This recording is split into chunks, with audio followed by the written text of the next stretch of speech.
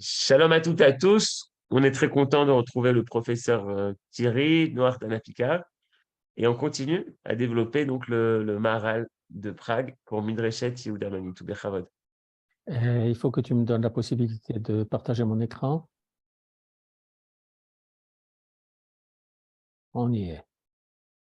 Voilà.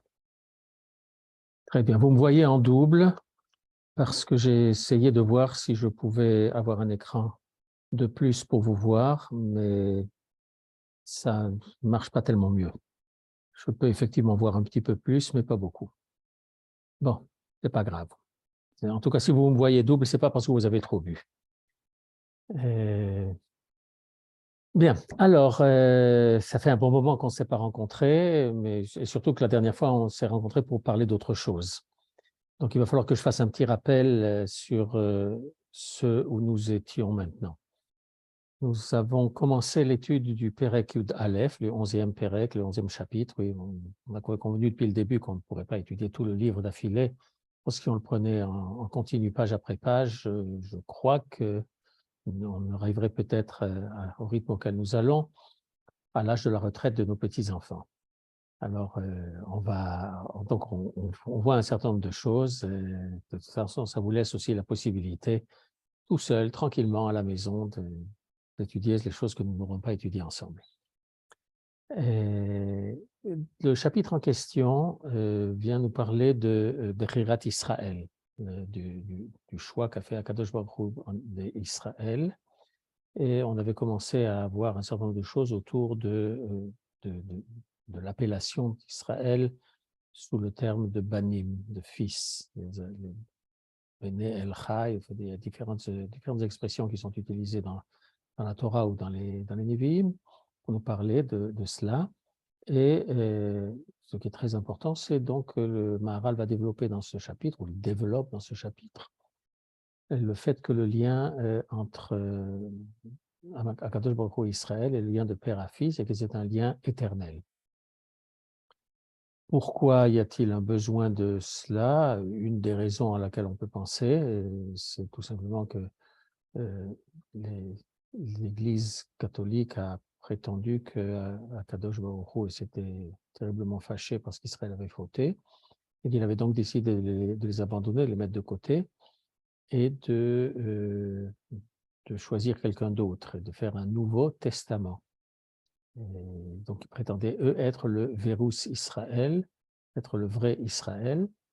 Et Israël ne serait plus, puis en fait, ce qui justifiait vaguement leur comportement pendant les centaines et milliers d'années, depuis leur création jusqu'à encore de nos jours, pour certains endroits, se comportaient extrêmement mal, de façon extrêmement négative, violente, même avec Israël, parce qu'ils considéraient que les Juifs étaient une espèce de fossile, pas plus que cela, qui avait en plus, il l'accusait d'un certain nombre de fautes, ce n'est pas la peine de développer cela maintenant, mais c'est donc ce lien de père à fils qu'ils étaient en train de complètement décomposer. Et le Maharal vient nous dire que ce qu'il a commencé à nous expliquer au départ, c'était que toute la création est l'œuvre des mains de Dieu et que toute l'humanité aussi a été créée par Dieu, Betselem Elohim, à l'image de Dieu. Donc, cette expression de « à l'image de Dieu » est une expression que j'ai utilisée maintenant, c'est l'expression française, mais elle est assez problématique. De quelle image parle-t-on? Oui.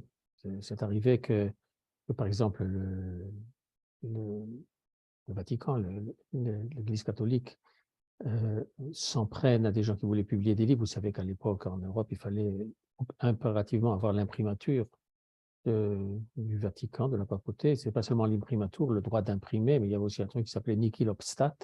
Rien ne s'y oppose. Il y avait un certain nombre de... Et l'interdiction qui était faite à certains livres d'être publiés, c'était parce qu'ils déformaient l'image de Dieu. Qu'est-ce que c'est que l'image de Dieu? C'est justement ce que nous ne voulons pas faire. Nous ne voulons pas faire d'image.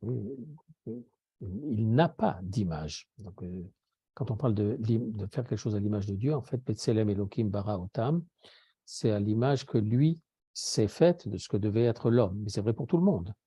Et on le voit bien, même lors de la sortie d'Égypte, en arrivant là, au bord de la mer, lorsque les malachim ont dit à Kadosh Baruch Hu, Alalu ovdei Azora, Alalu ovdei Avodah Zara, lama tame abedet elu mipene elu. Ceux-là sont idolâtres et ceux-là sont idolâtres. Pourquoi fais-tu une préférence pour certains et tu détruis les autres? En fait, les anges disent eux-mêmes, tous ont été créés par tes mains, donc pourquoi y a-t-il un avantage à quelqu'un? Et ça, c'est une des questions pour laquelle il faut étudier justement ce chapitre. Et ce que l'on a commencé à voir et qu'on va voir par la suite, c'est que cette affirmation que tous les hommes sont libres et égaux en droit, on connaît ça? Oui. Ça vous rappelle quelque chose?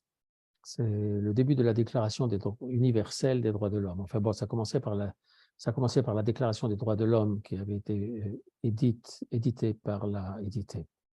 voilà que je me mets à parler anglais. Qui avait été énoncée par les révolutionnaires en France. Quand ils ont établi cette Déclaration des droits de l'homme, tous les hommes sont nés égaux. Mais là-bas, elle donne l'égalité des droits, elle ne donne pas vraiment l'égalité des devoirs, c'est aussi un des problèmes. Mais cette égalité-là, c'est ce dont on parle encore dans le monde moderne aujourd'hui. Ça fait partie, de façon un petit peu mensongère, de ces tentatives de révolution qui ont été faites et qui sont encore faites dans les rues d'Israël en ce moment. Cette égalité-là, ça dépend à quel point. D'un certain côté, l'égalité se fait par le fait, existe du fait que tout le monde a 2 yeux, 2 oreilles, 2 narines, 2 pieds, une bouche. Mais de l'égalité des droits, tout le monde parle, de l'égalité des devoirs, on en parle très peu. Mais de toute façon, il y a des choses qui ne peuvent pas être égales dans ce sens-là. Quand on parle d'égalité, il y a des gens qui sont gros, il y a des gens qui sont maigres, il y a des gens qui sont grands, il y a des gens qui sont petits, il y a des hommes, il y a des femmes, même si certains dans le monde d'aujourd'hui veulent camoufler cette distinction-là, ou bien à trop vouloir camoufler cette distinction-là entre hommes et femmes, on crée d'autres catégories, ce qui n'arrange rien. Et il y a quand même un certain nombre de constantes. Et c'est à cela que le Maharal s'attaque dans ce chapitre, entre autres, c'est qu'une des constantes est que, eh bien, dans le monde, il y a des gradations. Il y a dargot, il y a hadragot. On voit ça déjà, le Maharal ne nous le rapporte pas, on ne l'a en tout cas pas vu chez lui pour l'instant. C'est exactement la prétention de Korach, qui colle à Eda Kulam Kedoshim, toute l'assemblée, toute la communauté, Kulam Kedoshim, ils sont tous saints. Uvetocham Hashem, et c'est parmi eux que réside Dieu.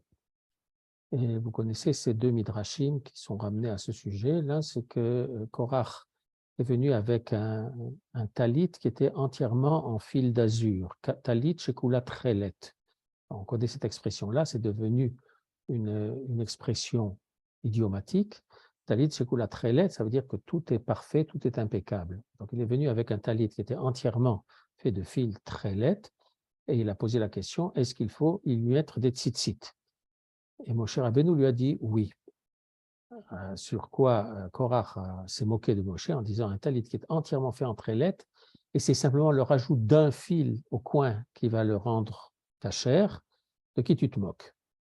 Et l'autre explication qui est ramenée par le Midrash, c'est qu'il a demandé si lorsqu'on a une maison qui est entièrement remplie de sifrei Torah, il faut mettre une mezouza.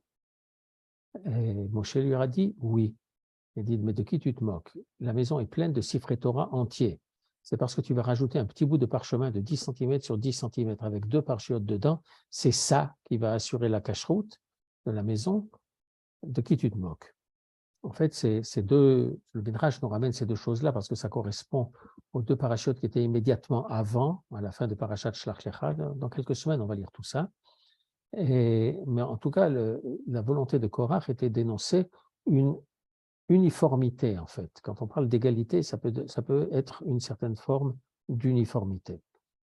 Et ce problème de l'uniformité, là, est quelque chose que l'on a pu rencontrer tout au long de l'histoire dans différentes situations, mais en particulier quand on parle d'égalité. Et cette égalité est de toute façon une certaine fiction, mais c'est une fiction, mais c'est aussi une réalité qui peut être inscrite dans la loi, puisque un principe, et de nouveau je vais utiliser un mot qui a été parfaitement galvaudé ces dernières semaines par les manifestants,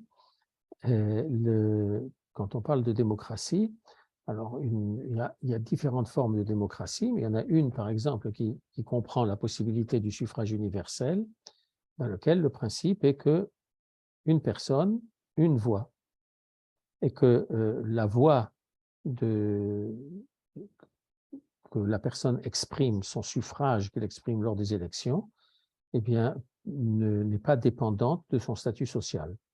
Elle n'est pas non plus dépendante de son niveau intellectuel, de son QI ou de sa culture générale et de la langue qu'il parle.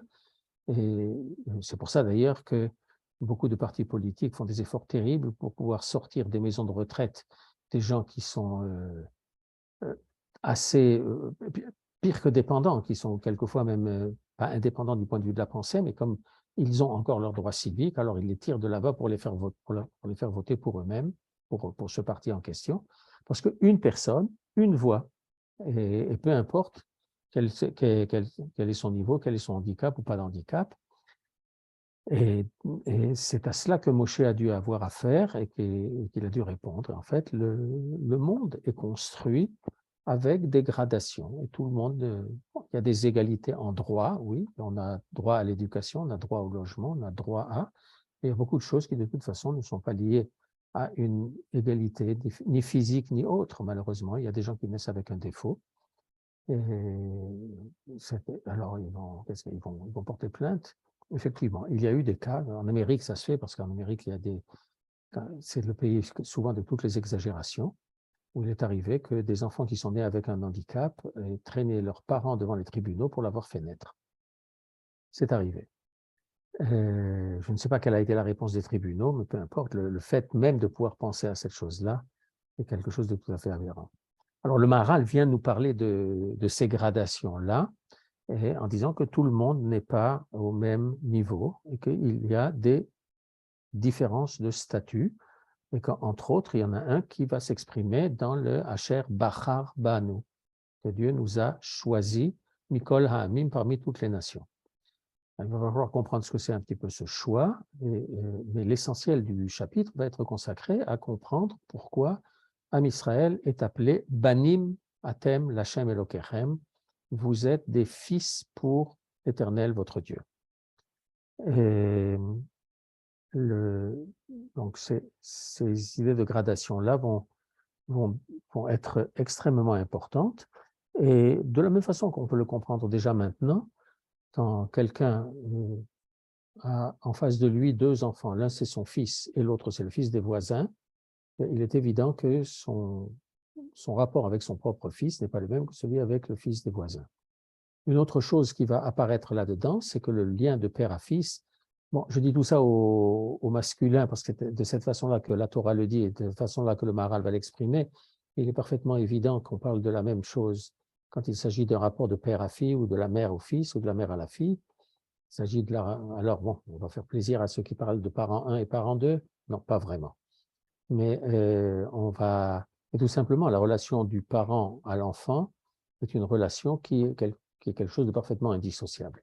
Je vais prendre un exemple qui va peut-être vous paraître désagréable, mais aujourd'hui, on en parle beaucoup moins dans la presse, les journalistes ont autre chose dans la tête ou à se mettre sous la dent, mais il y a eu des cas où des journalistes ont agressé, au moins à travers leurs articles, la mère de Yigal Amir parce qu'elle est allée le voir en prison, qu'elle lui apporte des choses et autres. Et, peu importe, je ne discute pas là les qualités humaines ni de la mère ni du fils, mais tout simplement le fait que c'est la mère et c'est le fils. Et que peu importe ce qu'il a fait ou pas fait, oui, et là je ne porte pas de jugement, vous savez très bien quelle est la marloquette qui règne encore dans le pays à ce sujet, mais sans porter de jugement, c'est son fils. Et quoi qu'il ait fait, c'est son fils. Et ce lien existant de mère à fils est un lien que l'on ne peut pas défaire. Il y a des gens qui cherchent à le défaire, il y a des gens qui mettent leurs enfants à la porte de la maison parce qu'ils ne se sont pas comportés de façon adéquate, mais ce n'est pas comme cela que le lien de père à fils se développe ou existe entre Akadosh Baruch Hu et le peuple d'Israël. C'est peut-être pour cela que, et avant même d'en venir au texte lui-même du Maharal, à l'endroit où on va le reprendre, il faut que je cite le Maharal sur quelque chose d'autre qu'il a dit, et il me semble que c'est dans la préface, dans la Hagdama de Gvurot Hashem, un autre de ses livres, dans lequel il mentionne la bracha que nous devons réciter tous les matins. Ça fait partie de ce qu'on appelle Birkot HaShachar, et nous récitons une bracha, Asher Bachar Banu Mikol Ha'amim, qui nous a choisis parmi tous les peuples, Benatan Lanu et Torato. Il y a là deux choses dans cette bracha. Le fait qu'il nous ait donné la Torah, mais il nous a donné la Torah à cause du statut particulier que nous avons. Mais là, c'est pas ce que le Maharal, en tout cas pas ce que je veux citer du Maharal. Asher Bachar Banu Mikol Ha'amim, c'est quelque chose que le Maharal explique de la façon suivante. Il dit, Akadosh Baruch Hu n'est pas allé se promener au marché pour choisir un peuple comme il aurait choisi des pommes. Mais là, il faut comprendre ce Asher Bachar Banu au sens de Asher Bara Otanu. C'est comme ça qu'il nous a créés. Alors, c'est vrai que tout le monde, toute l'humanité, pas seulement l'humanité, c'est l'œuvre des mains de Dieu. Mais ce n'est pas parce que quelque chose est l'œuvre des mains de Dieu que par la force des choses, tout est au même niveau. Bon, nous le savons très bien. De nouveau, un exemple qui est un petit peu défectueux, comme tous les exemples, un écrivain qui écrit des livres, ou un poète qui écrit des poèmes, c'est toujours le même écrivain qui écrit, mais les poèmes ne sont pas toujours au même niveau. Il y a des poèmes de meilleure qualité, de meilleure facture que d'autres. Alors on pourrait penser, c'est comme cela. Dans l'ensemble de l'humanité, il y a des gens qui sont plus réussis que d'autres. Simplement, cette expression de plus réussi que d'autres est justement l'expression qu'il ne doit pas, que nous ne devons pas utiliser. La question n'est pas de savoir si on est plus réussi que les autres. La question n'est pas là du tout. Oui. Et la preuve en est que, d'abord, il faut savoir ce que ça veut dire une œuvre qui est réussie. Donc, quand on parle d'êtres humains, il y a des êtres humains qui, du point de vue physique, sont totalement contrefaits, mais d'une intelligence supérieure ou avec des qualités humaines, d'une bonté extraordinaire. Il y en a d'autres qui sont très beaux, mais qui sont des abrutis parfaits ou des méchants, en parlant comme cela, des rachaïm. Oui, ça n'a rien à voir. Donc, la question de la réussite, c'est quoi? Il y avait un jour, ici en Israël, une publicité pour un certain type de voiture. La publicité, c'était Ro'im Sheit Slachta, Yesh Lecha, et il mentionnait le modèle de la voiture. En quoi est-ce que c'est important? C'est à la même époque où il y avait d'autres publicités qui a un petit peu, j'allais dire, excité la jalousie ou l'envie ou l'orgueil et autres. C'est exactement les qualités humaines que nous n'apprécions pas beaucoup.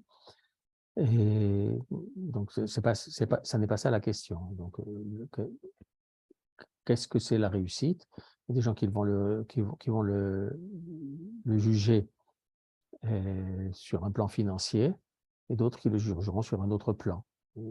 Alors, effectivement, très souvent en français, quand on dit de quelqu'un qui l'a réussi, ça veut dire que dans sa vie professionnelle ou dans sa vie politique ou autre, il est arrivé à un extrêmement haut niveau, mais peut-être que dans sa vie familiale, il ne l'a pas été.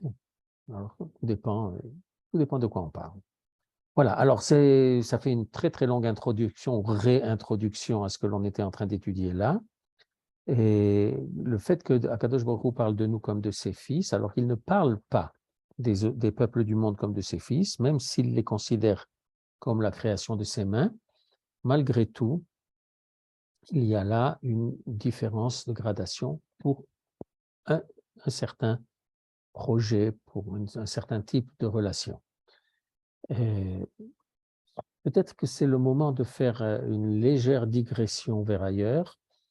Et on a vu dans la Torah il n'y a pas très très longtemps, on lit ça un petit peu avant Pessah, un petit peu après Pessah, on voit une paracha dans Parashat Shmini avec la liste des animaux que nous avons le droit de consommer et la liste des animaux que nous n'avons pas le droit de consommer. Et on voit apparaître les lois de la cacheroute et très souvent, des personnes veulent expliquer la cacheroute en disant ben, Akadosh Baruch Hu, c'est très bien que la viande de porc est une viande qui s'abîme très vite, elle peut être donc mauvaise pour la santé, c'est pour ça qu'il nous l'a interdite. C'est une raison qui me laisse un petit peu rêveur, parce que je ne pense pas qu'Akadosh Baruch Hu a créé les non-juifs avec l'idée qu'ils peuvent crever. Je suis désolé du téléphone qui sonne, en fait, il n'est pas ici. Akadosh Baruch Hu a permis aux non-juifs de manger les choses qu'il nous a interdites à nous, et puis c'est tout. C'est pour des raisons qui lui sont propres, qui sont gardées chez eux. Même Shlomo HaMelech, Chacham Mikol Adam, a lui-même dit qu'il n'était pas capable de comprendre toutes les raisons de la cacheroute. Et c'est tout. Il y a des choses, comme nous dit le Rambam, tu ne dois pas dire ça me dégoûte, donc je n'en mange pas. Et tu dois dire j'aimerais bien en manger, mais Akadosh Baruch Hu me l'a interdit, il n'y a rien à faire. Et ça aussi, ça fait une différence. Il y a des choses que, quand je me rencontre avec mes collègues non juifs, il y a des choses qu'eux peuvent manger, moi pas, et c'est tout. Et alors, ça fait des différences que nous exprimons de telle ou telle façon, mais tout simplement parce que Akadosh Baruch Hu attend de nous quelque chose qu'il n'attend pas forcément des goïms, de la même façon qu'il y a des choses que les goïms doivent faire dans ce monde-ci et que Akadosh Baruch Hu n'attend pas de nous forcément. Il y a très très longtemps, un rav qui nous donnait un chiour nous avait dit, en fait, nous sommes très très fiers de tous les prix Nobel que nous avons, mais ce n'est pas ça l'essentiel de ce que nous devons faire. L'essentiel de ce que nous devons faire est ailleurs. Alors, il a comparé le peuple juif à une marmite avec une marmite sous le feu dont le contenu est en train de bouillir et il y a un couvercle.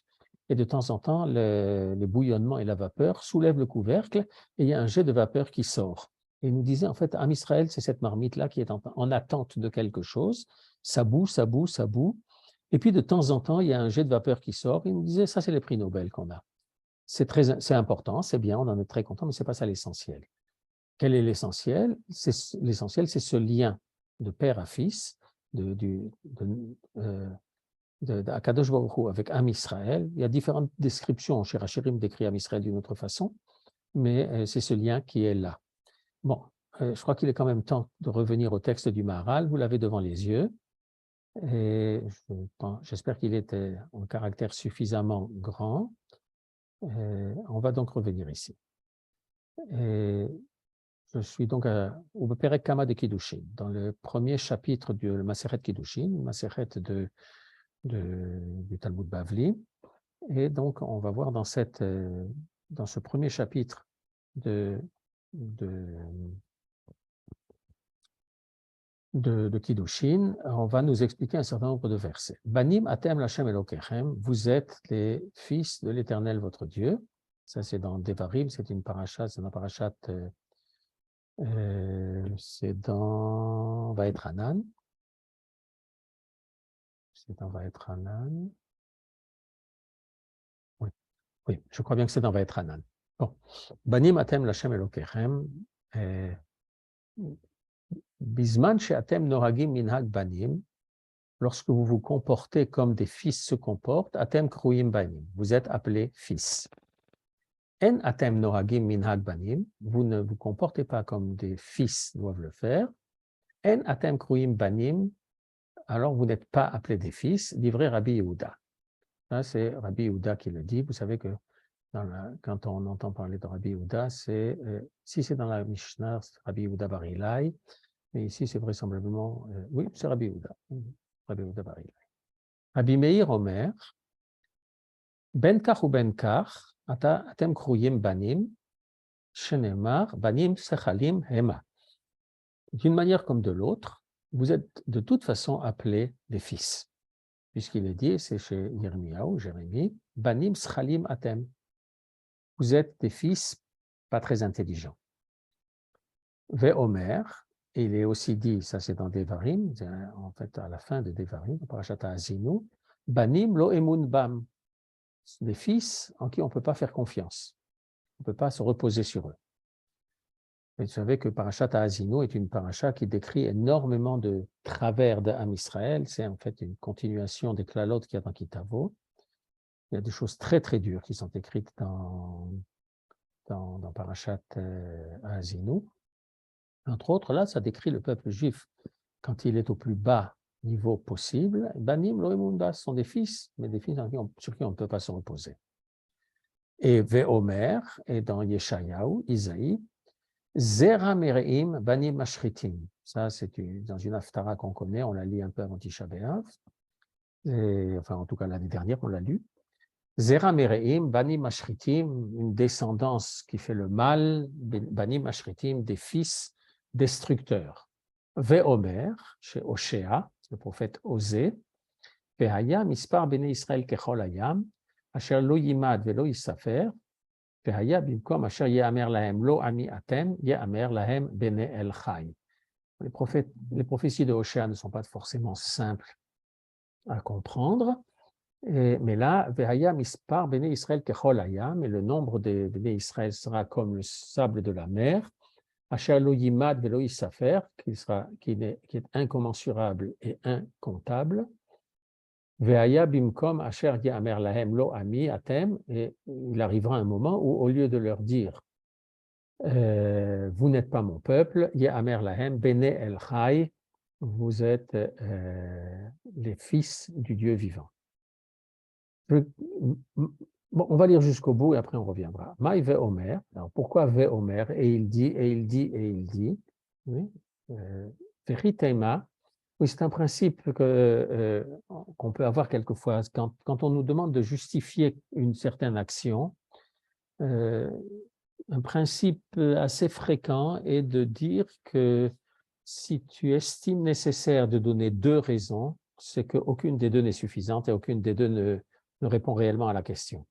Quand on a une bonne raison de faire quelque chose, alors on a une bonne raison de le faire. On n'a pas besoin de 36 000 explications. Alors c'est là que vient la Gemara et nous demande qu'est-ce que c'est que ce Ve'omer? Pourquoi est-ce qu'on a besoin de cette succession de bases, de sources dans des versets? Un seul aurait dû suffire. Ritema, sirli ou des mikrebane. Alors peut-être tu vas dire que bon, quand ils ne sont pas intelligents, Sachal, c'est un imbécile. Oui.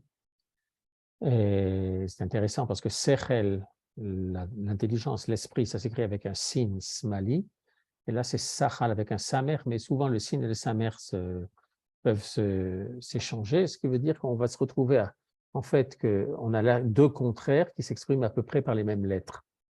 Donc, Mechitema, ici tu veux dire Sirli ou Demikrebane, c'est que s'il n'est pas très intelligent et que c'est à cause de cela qu'il se comporte mal, qu'il est Behu Emenuta, l'Omikrobanim. Alors peut-être que quand on ne peut pas lui faire confiance, on peut être un imbécile en qui on fait confiance, mais on peut être quelqu'un de très intelligent en qui on ne peut pas faire confiance. Donc là, nous dit la Gemara, bon, d'accord, pas très intelligent. Probablement, il ne faut pas être très intelligent pour enfreindre la loi et la parole de Dieu. C'est d'ailleurs ce qu'on voit au début de Maseret Sota. Pour ceux qui étudient le Daf Yomi, c'est la Maseret qu'on est en train d'étudier maintenant, mais au tout début de Maseret Sota, là on est en train de la terminer, mais au tout début de Maseret Sota, il est dit que En Adam over Avera, Ela imken nichnesabo ruach shtut. Un homme ne fait pas une infraction, Avera, une faute, s'il n'est pas rentré en lui ruach shtut, un esprit de stupidité. Et bon, en français, ça sonne très mal, mais en fait, c'est une façon de dire, bon, il y a quelque chose d'incontrôlé qui est venu, et c'est pour ça que la personne a fauté. Et alors, bon, peut-être que parce qu'il n'est pas très intelligent, bon, alors on va quand même l'appeler un fils, il a fait ses fautes à cause de cette bêtise. Oui, d'ailleurs, en français, on appelle ça faire une bêtise. Et qu'il est Behu et Menuta, si on ne peut pas faire confiance, si on ne peut pas se reposer sur lui, l'omikrobanim, alors ce ne seront pas des fils. Tashema, alors viens, écoute.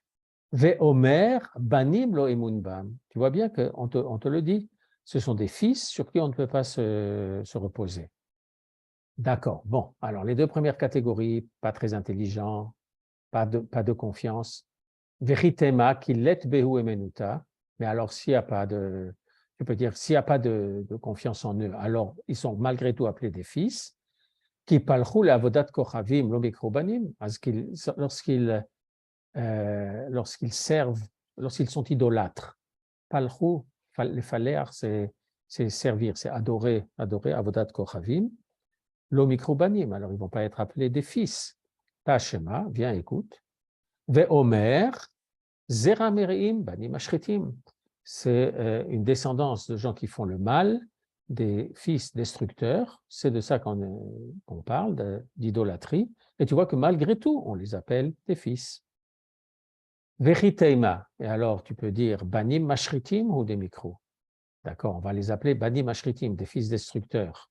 Et à bene ma'aile, le micro, ils ne seront quand même pas appelés des fils de niveau élevé, de Tashema, viens écoute, ve omer, vehaya bimkom asher yamer lahem lo ami atem, yamer lahem bene el chai. On va, au lieu de les appeler, vous n'êtes pas mon peuple, on va les appeler bene el chai, les fils du Dieu vivant. Alors là, la Gemara nous a expliqué elle-même pourquoi elle a éprouvé le besoin de nous apporter 4 références à Yirmiyahu et dans le Dvarim, le Deutéronome, dans Yeshayahu, chez Isaïe et chez Oshéa.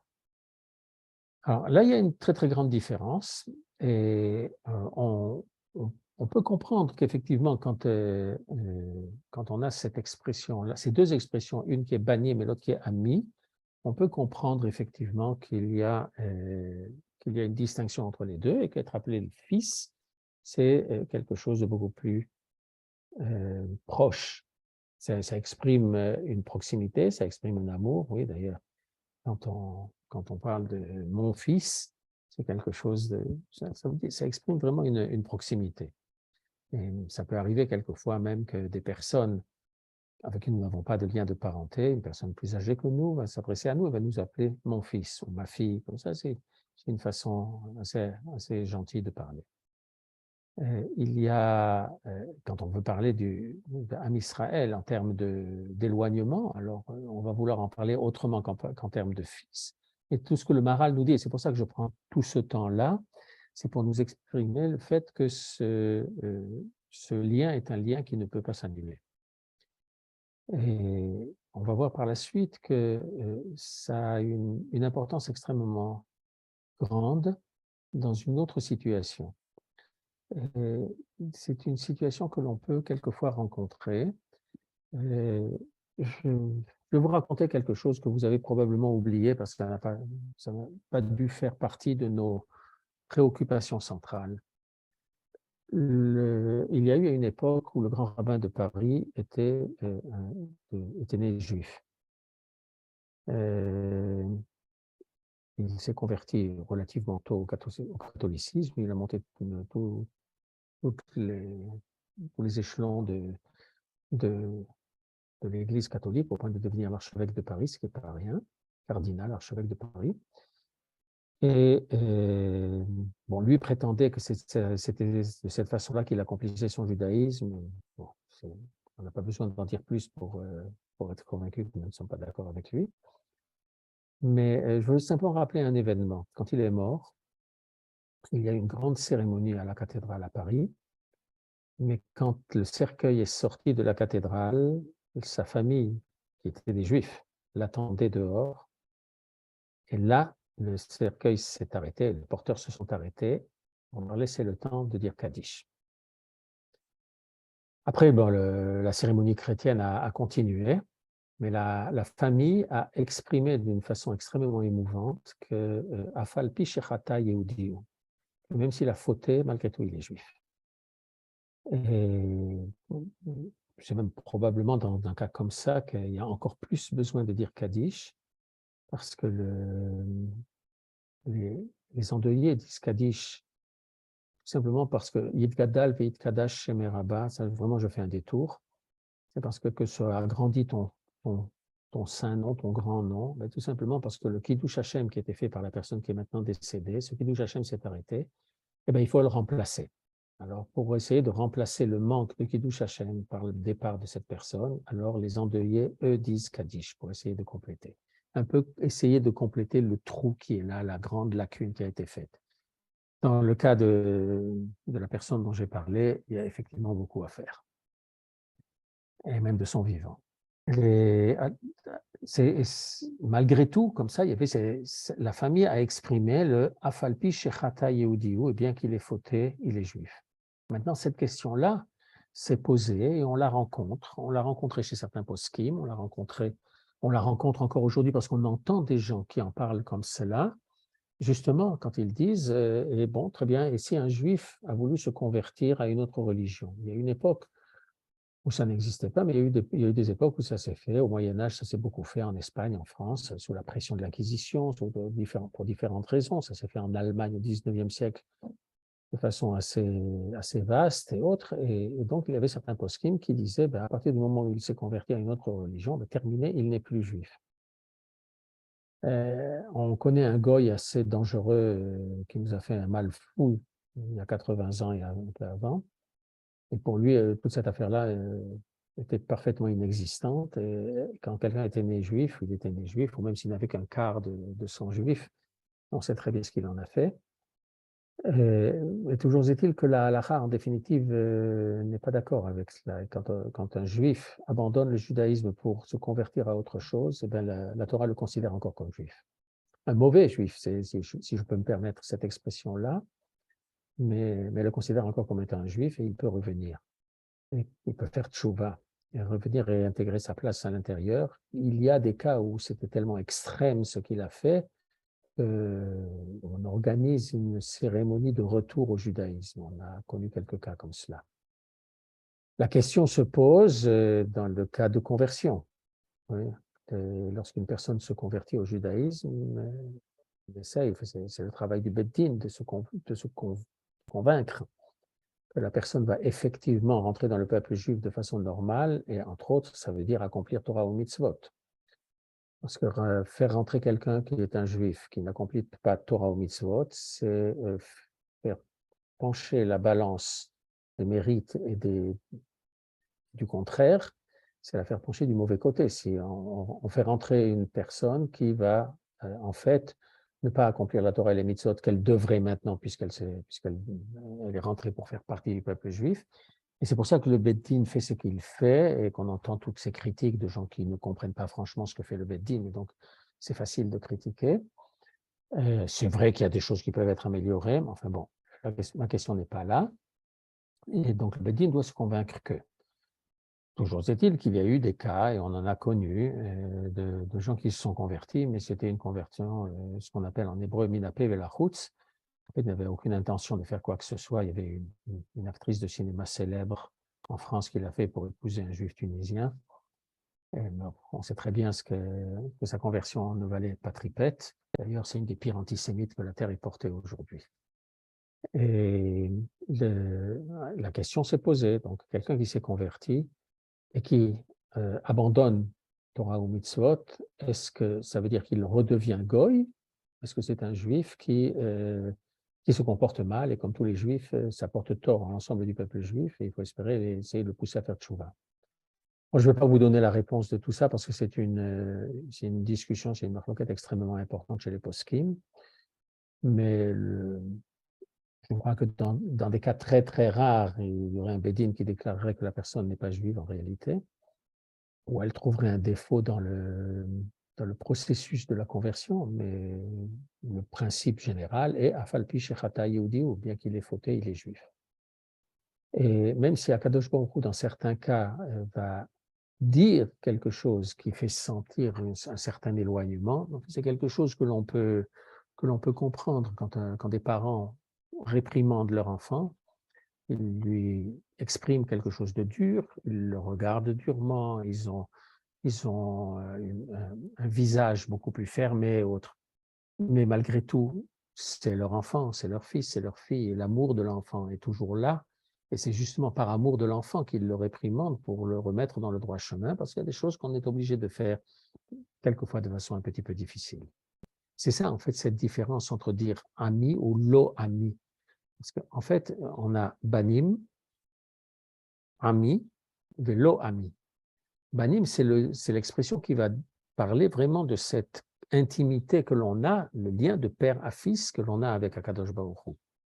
Ami, c'est un petit peu plus anonyme, c'est pas ce lien de tribou qu'on va pas se donner l'accolade, on va pas le prendre dans les bras, mais les choses se font de façon légèrement différente et un petit peu plus distante. Lo ami, c'est encore pire. Alors ça veut dire j'ai rien à voir avec toi. Oui.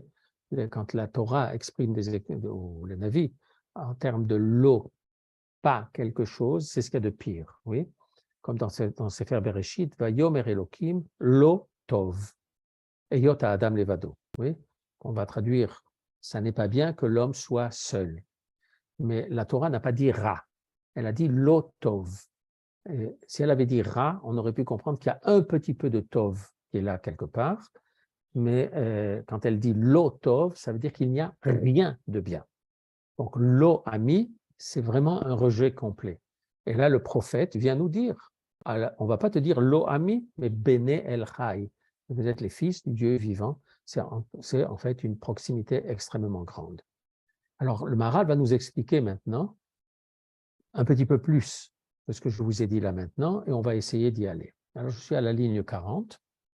וביארו בזה כי לדעת רבי יהודה, כיוון שבשם בנים הצירוף היותר שיש לישראל אל אביהם שבשמיים, אם אין עושים מעשה בנים, אין ראויים הם לשם זה, שכבר בטל השם הנכבד הזה. Alors, on pourrait comprendre, il y a certains qui ont expliqué l'opinion de Rabbi Yehuda en disant que puisqu'ils se sont mal comportés, alors ils n'ont plus droit à ce nom-là de Banim, puisqu'ils ne se sont pas comportés comme les fils de leur père. Ou les Da'at Rabbi Meir, et d'après l'opinion de Rabbi Meir, Enokar, ça n'est pas comme cela, qui Shem Ben, Ne'emar al-Shehu Yitbarach Av ve'ila les Israël, parce que le fait qu'Israël soit appelé fils, c'est tout simplement parce que Akadosh Baruch Hu est le père et lui la raison première de l'existence même d'Israël. Ve'im Israël Sarou ou Parshou Me'avihem, mais et si Israël se sont éloignés, se sont déconnectés de leur père, Zeu mitzada alul atzmo, c'est du côté de l'enfant, c'est du côté de la conséquence, pas du côté de la cause. C'est-à-dire que la cause est toujours là et c'est la conséquence qui s'en est éloignée. Donc le père est toujours là et le père est toujours le père et c'est le fils qui veut se considérer comme étant éloigné du père. Avalma shehu yitbarach ila lahem, le fait que Akadosh Baruch Hu est lui la cause première de leur existence, le davar ze en asara klal, ça ne peut pas être changé. Yen ha asara shelahem rak mitzada alul atzmo, parce que cette distinction, cette distanciation ne se fait que parce que l'enfant a voulu lui s'éloigner, velo mitzada ila, et pas parce que le parent l'a voulu. L'écart bechol inyan nikreu banim, et c'est pour cela que de toute façon, ils sont appelés des fils.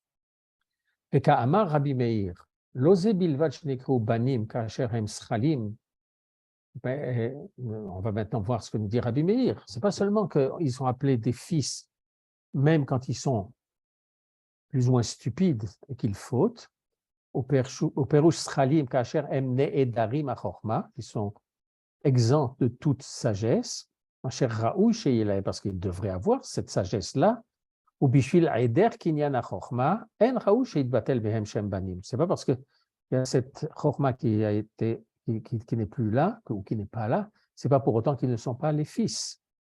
Ki kasher hem chotim bishgaga, parce que lorsqu'ils fautent de façon non intentionnelle, shelo yavinu bishvil aider achorma, parce qu'ils ne comprennent pas à cause de cette absence de sagesse, lo yesulak shem banim.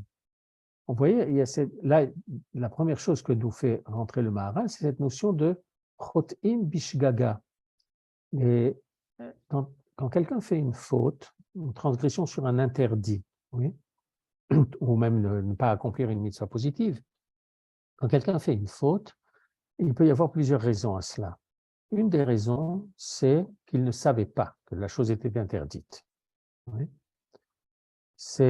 Ou l'autre raison, c'est qu'il ne savait pas qu'aujourd'hui, on ne peut pas. Oui. Par exemple, quelqu'un qui allume du feu Shabbat, ça peut être tout simplement parce qu'il ne savait pas qu'on n'avait pas le droit de faire de feu Shabbat. Ça arrive. On connaît beaucoup de Juifs qui n'ont rien appris. Ils étaient sous le régime communiste ou ailleurs. Et donc, ils ne savent pas que Shabbat, les choses sont interdites. Ou bien c'est quelqu'un qui, il ne savait pas que c'était Shabbat. Quelqu'un, lo alenu velo alechem, cette personne s'est évanouie, il est resté dans le coma pendant plusieurs jours. Quand il s'est réveillé, il ne savait pas quel jour on est. Et donc ça, c'est ce qu'on appelle faire une faute bishgaga, shogeg, à l'envers de ce qui est une faute bémézide. Une faute bémézide, ça veut dire qu'il sait très bien ce qu'il fait. Il sait que la chose est interdite et malgré tout, il le fait. Il y a, même là, dans Mézid, il y a des gradations. Il y a quelqu'un qui est Mézid, aval bli atra, on ne l'a pas prévenu. Quand on voit quelqu'un qui va faire une faute, qui va faire une transgression grave, alors le prévenir, c'est lui dire, tu sais que faire telle action, c'est une transgression grave. Tu sais que si tu le fais quand même, la conséquence sera comme ci, comme ça. Ça, c'est Mézid ou Be'atra'a. Il y a des choses qui sont Bémézid Bliatra'a, la conséquence est beaucoup moins forte. Il y a quelquefois des choses qui sont Shogeg, Karov les Mézid. Shogeg, c'est donc le faire sans intention ou autre, mais Karov les Mézid, par exemple, quelqu'un qui n'entretient pas sa voiture comme il faut. Oui. Quelqu'un qui n'entretient pas sa voiture, alors les freins ne sont pas de très bonne qualité. Il n'a pas fait attention, il ne le savait pas, il n'est pas un mécanicien. Alors, Beshogeg, il ne savait pas qu'il y avait un défaut là-bas. C'est Karov le Mézid, parce que tu dois faire attention à ta voiture, et si toi tu n'es pas mécanicien, alors de temps en temps tu dois amener ta voiture au garage pour que quelqu'un la contrôle. Alors maintenant, Kacher em chotim bishgaga, quand ils font des fautes, mais sans intention de fauter, shelo yavinu bishvil haider achoma, parce qu'ils ne savaient pas, ils n'ont pas compris. Lo esulak shem banim, ce n'est pas pour autant qu'on va leur enlever le titre de fils. Aval enam poshim sheyiyu mezidim. Ils ne sont pas des transgresseurs, des pécheurs qui vont faire ça, mezidim, qui vont faire ça de façon volontaire, en sachant très bien ce qu'ils font. Yodim et ribonam, ve'im kol zechotim. Ils connaissent leur maître et malgré tout, ils enfreignent sa parole. Ve'al ze amar, ki od yoter mize, shegam ka'asher em poshim bemezid, nikra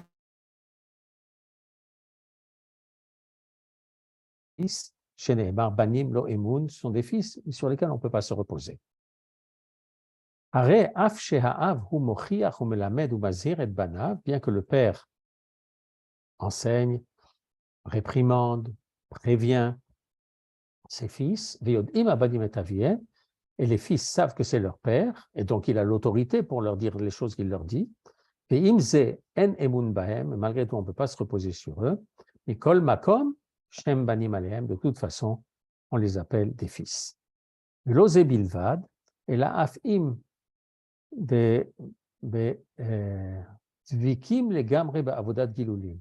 Il faut le lire dvekim collé, attaché à avodat gilulim, à l'idolâtrie. Veyotzim b'maasehem min hakadosh baruch hu liot dvekim belo enechar, et qu'ils s'attachent, ils sortent de sous les ailes d'Akadosh baruch hu pour s'attacher à un dieu étranger. Bedavar ze haya raoui lomar sheitbatel shem banim. Alors on annule leur appellation de fils, on ne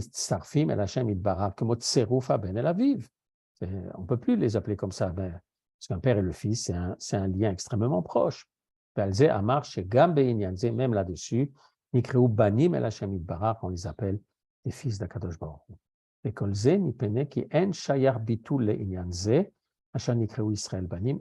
n'est pas possible d'annuler cette chose-là que Israël sont appelés les fils. Shem banim mitzad asher Hashem itbarach hu ila lahem. Et leur maral revient. Je vous avais raconté un jour qu'avec le maral, on a l'impression de revenir en rond, de tourner en rond, mais là on revient, un étage au-dessus. En fait, le maral vient nous donner une conclusion de ce paragraphe. Shem banim mitzad asher Hashem itbarach hu ila, c'est parce que Akadosh Baruch Hu est lui la cause première de tout. Et donc de eux aussi, dans l'Israël, que Ila el Ben, comme le père qui est la raison d'être du fils, et c'est lié entièrement au père. Oui? Le père est père parce qu'il a un fils, d'accord, mais le fils, ça ne change rien au fait qu'il est un fils. Même si les choix personnels du fils ne changent rien à ça.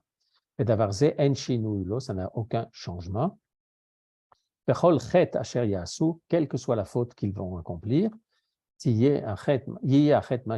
que quelle que soit la faute, parce que toute faute qui est un éloignement d'Akadosh Baruch Hu, Akol hu mitzada alul, tout est entièrement du côté de alul, la conséquence, donc l'enfant, le fils, aval mitzad ki hu yitbarach ila lahem, aval du fait que Akadosh Baruch Hu est lui la cause première de tout, d'avar zehu mitzad amitat atzmo, c'est la vérité essentielle de la chose, et ça n'est pas changé. Je pense qu'il faut que je m'arrête là. On a repris un petit peu le fil. S'il y a des questions, c'est le moment.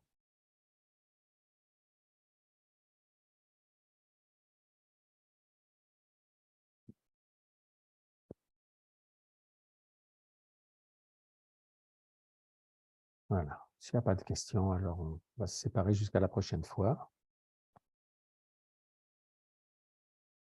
Johan, tu es là?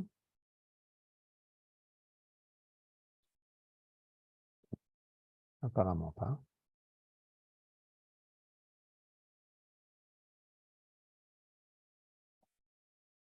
Bon, ben, pas de questions, pas de Johan. Alors, on va en rester là. On se reverra à Bezrat Hashem dans 15 jours. En attendant, on va avoir Bezrat Hashem une période plus tranquille que celle qu'on vit ces jours-ci. Kadosh Baruch Hu protège nos soldats et insuffle les bonnes décisions à ceux qui prennent les décisions. Et bien, Bezrat Hashem, après Yom Yerushalayim. Toda Rabba, merci beaucoup. Est-ce qu'il y a des questions, des remarques? Non, Toda Rabba et merci, Amen, à ce que dit le Rav.